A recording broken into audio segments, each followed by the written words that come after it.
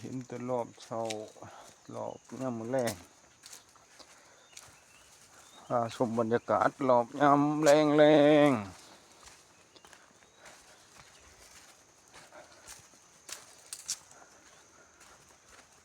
บนเส้นทางภูต่อภู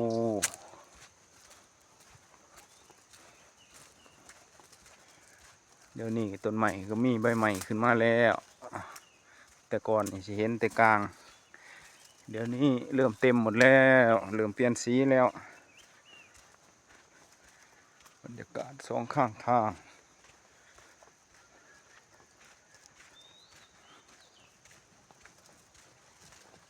มาโอ้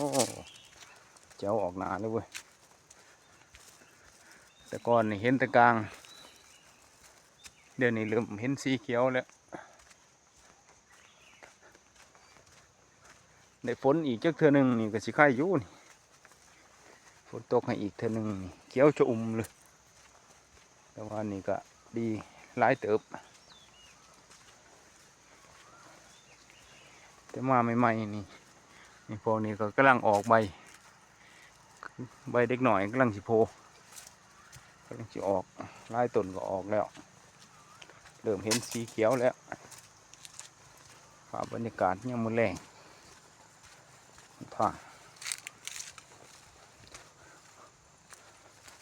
ไม่ญาติโยมมาถวายน้ำปนะยังมืดแรงก็เลยมีโอกาส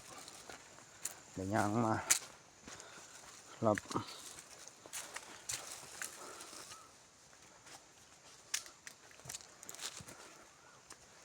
บรรยากาศแรงยังมืดแรงก็จะขึ้นไปถึงภูคนละพูนอยู่เทิง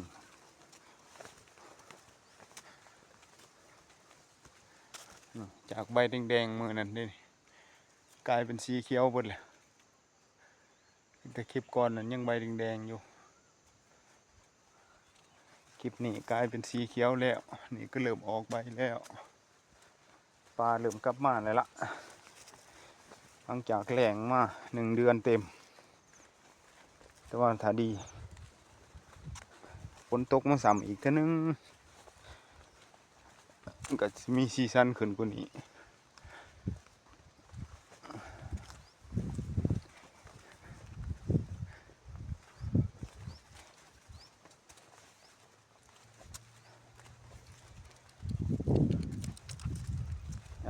ย่างได้หลงไก่หอม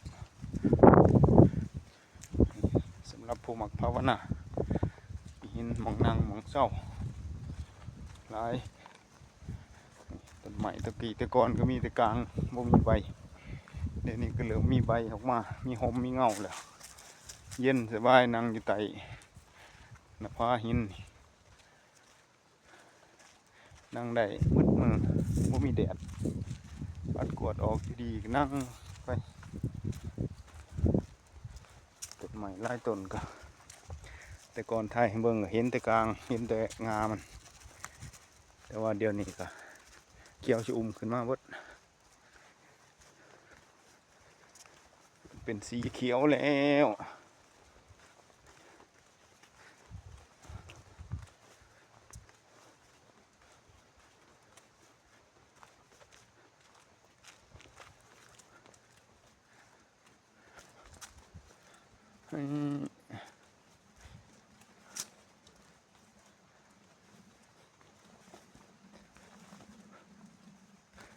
ต้นไม้ก็เริ่มลมลื่น